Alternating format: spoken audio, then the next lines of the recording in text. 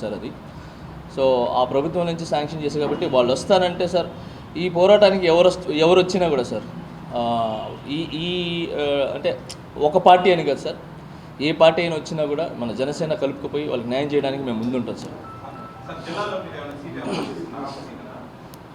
Sir నా side నుంచి అయితే సార్ నేను ఎప్పుడు ఒక పదవి గురించో ఏదో సీట్ గురించి అయితే రాలేదు సార్. సమస్యలు ఉన్నాయి, ఆ సమస్యలను జనసేన పార్టీ తరపు నుంచి ముందు తీసుకుని ఆయన దృష్టికి తీసుకుని వెళ్ళి ఆ సమస్యలు క్లియర్ చేయాలని చెప్పి వచ్చాను సార్. చేయమంటే ఖచ్చితంగా చేస్తాను సార్. ఇంకేదైనా సో అలాగే మీ ఉంది కదా ఓకే. ఫస్ట్ ఆఫ్ ఆల్ అందరికీ నమస్కారం. మీడియా మిత్రులకి పత్రికా మిత్రులకి thank you so much Telangana ఇక్కడికి వచ్చినందుకు. అందరికీ నమస్కారం. నేను మీ జానీ మాస్టర్. ఇప్పుడు మాస్టర్ లాగా కాకుండా జన సైనికుడిలాగా వచ్చాను ఇక్కడికి.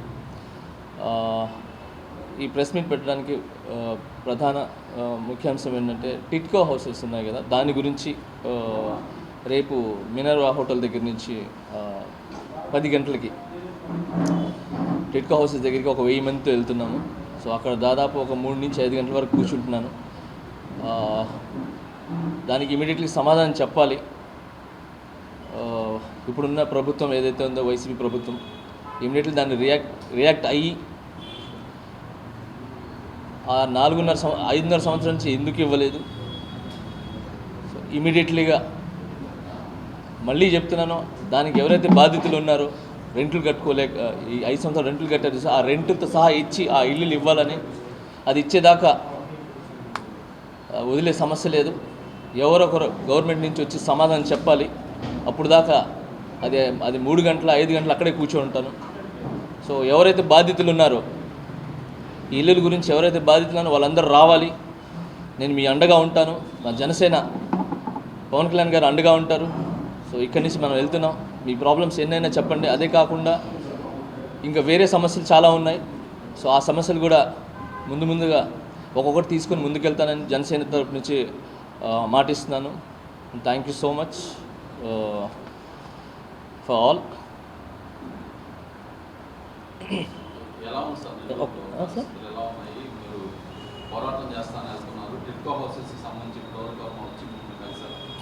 సార్ చాలామంది వచ్చి కలిసారు సార్ టిట్కో హౌసెస్ గురించి. ఎందుకంటే నేను ఆ కట్ట దగ్గర ఎక్కువ తిరుగుతుంటాను. ఎందుకంటే నేను పాత చెక్ పోస్ట్ నుంచి అక్కడి నుంచే వచ్చాను. ఆ పెన్నా నది కానీ రంగనాయకులపేట అదంతా కూడా అక్కడి నుంచే నేను వచ్చింది. హుస్సేన్ నగర్ అటు సైడ్ అంతా. సో వాళ్ళకున్న ప్రాబ్లమ్స్ కానీ అవతల వెంకటేశ్వరం సైడ్ నుంచి అదంతా తిరిగినండి.